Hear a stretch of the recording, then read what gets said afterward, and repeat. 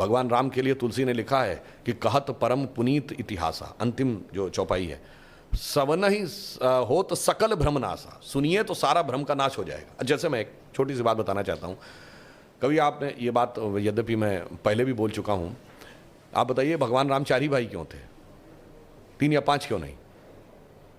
और अगर 4 भाई थे तो लक्ष्मण ही क्यों राम के साथ जाएंगे वन में, और भरत ही खड़ाऊ रख के शासन क्यों करेंगे, और शत्रुघ्न ही अयोध्या में क्यों रहेंगे? क्योंकि 4 भाई 4 पुरुषार्थ के प्रतीक हैं, धर्म अर्थ काम मोक्ष। भगवान राम धर्म है, शत्रुघ्न अर्थ हैं, लक्ष्मण काम है और भरत मोक्ष है। अब देखिए साहब, धर्म के साथ काम यानी कामना यानी इच्छा सदैव संयुक्त रहनी चाहिए, इसलिए लक्ष्मण सदैव साथ में रहेंगे।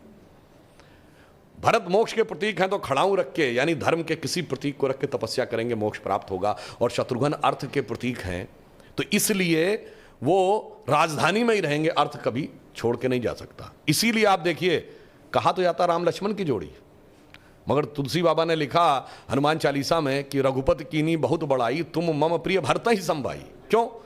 देखिए, कामना को तो धर्म सबसे प्रिय होना चाहिए, लक्ष्मण को राम प्रिय होने चाहिए, धर्म को मोक्ष।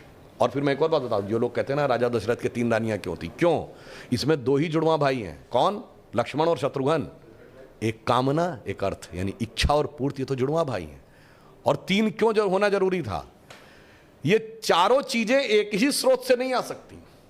धर्म सतोगुण से आएगा तो कौशल्या जी सतोगुण का प्रतीक हैं, तो राम की मां है। अर्थ और काम रजोगुण से आएगा तो सुमित्रा जी रजोगुण का प्रतीक हैं, तो उनसे काम और अर्थ उत्पन्न होगा।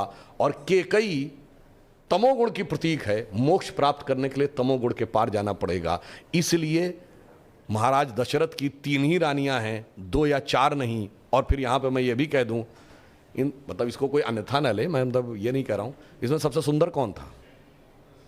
केकई। तमोगुण सबसे आकर्षक होता है और अक्सर उसी के पीछे बहुत सारी अनिष्ट की संभावनाएं भी छुपी रहती हैं। तो मैं कह रहा हूं, अगर थोड़ा सा गौर से पढ़ोगे तो एक एक चीज में इतना गहरा अर्थ निकलेगा कि फिर अगर एनी बेसेंट ने कहा था कि for 40 years I have studied a religion by the name of Hinduism, the more you study, the more you love it, the more you get involved, more you respect it, तब जाके धीरे धीरे समझ में। बहुत बढ़िया।